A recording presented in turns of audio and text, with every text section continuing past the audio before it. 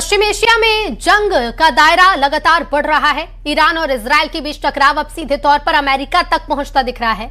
Missile, drone हमले और air strike के बीच हालात हर घंटे और ज्यादा खतरनाक हो रहे हैं। ईरान ने अपने सैन्य अभियान ऑपरेशन टू प्रॉमिस 4 की 23वीं वेव लॉन्च करने का दावा किया, जबकि दूसरी तरफ तेहरान समेत कई इलाकों में एयर स्ट्राइक की खबरें सामने आ रही हैं।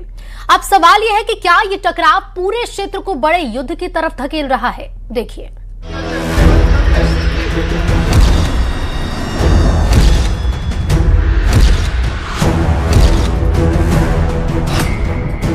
क्या इजराइल और अमेरिका ने महायुद्ध की आग लगाकर गलती कर दी?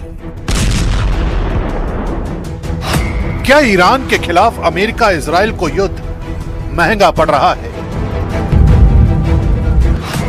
क्या इजराइल अमेरिका ने ईरान की ताकत का गलत आकलन किया?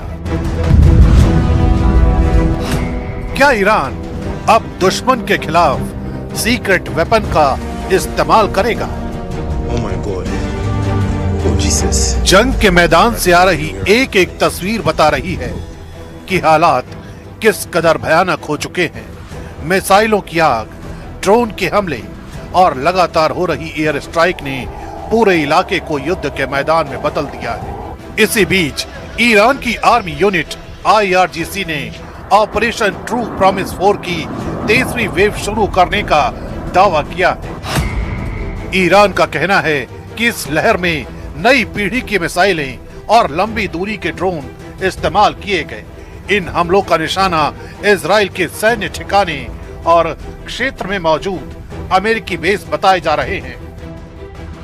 लगातार बढ़ते हमलों ने इस जंग को और खतरनाक बना दिया है और पूरी दुनिया की नजरें अब इस संघर्ष पर टिक गई हैं। ईरान का दावा है कि इस ताजा हमले में कई अहम सैन्य और रणनीतिक ठिकानों को निशाना बनाया गया।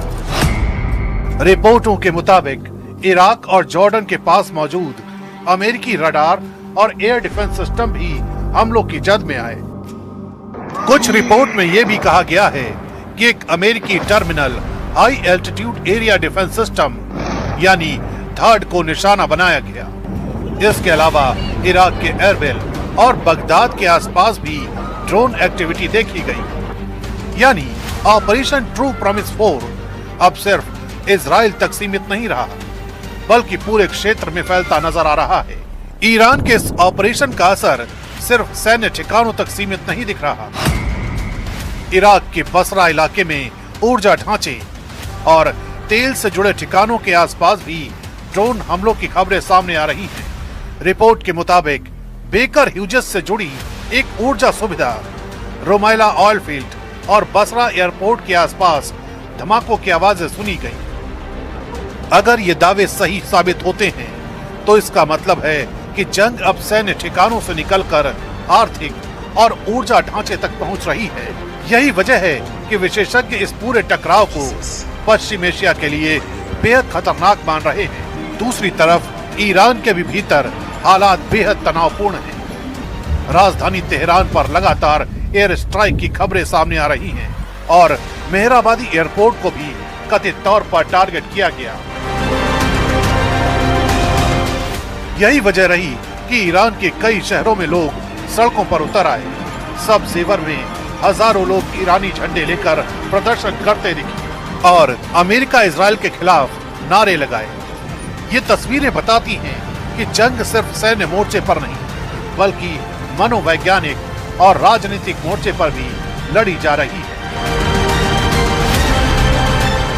इसी बीच ईरान ने अंतर्राष्ट्रीय मंच पर भी अमेरिका और इजराइल के खिलाफ गंभीर आरोप लगाए हैं कि अमेरिकी और इजरायली हमले अब सिर्फ सैन्य ठिकानों तक सीमित नहीं रहे, बल्कि ईरान के शहरों और नागरिक ढांचे को भी निशाना बनाया जा रहा है।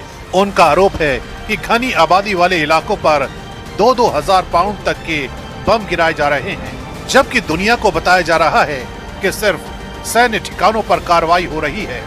ईरान के मुताबिक इन हमलों में अब तक 1332 नागरिकों की मौत हो चुकी है, जिनमें बड़ी संख्या में महिलाएं और बच्चे शामिल हैं। ईरान का दावा है कि 180 से ज्यादा बच्चों की मौत हो चुकी है, जबकि 20 से ज्यादा स्कूल और 13 हेल्थ केयर सुविधाओं को टारगेट किया गया है। The United States and Israeli regime continue their brutal and massive attack against Iran and the Iranian people unabatedly and without pause. These attacks are indiscriminate. They deliberately target civilians and civilian infrastructure across my country. The United States and Israel have demonstrated that they recognize no red line in committing their crimes. Iranian cities are being attacked indiscriminately. जाहिर है जंग जैसे जैसे आगे बढ़ेगी दुनिया के लिए चुनौतियां और बड़ी होती जाएंगी।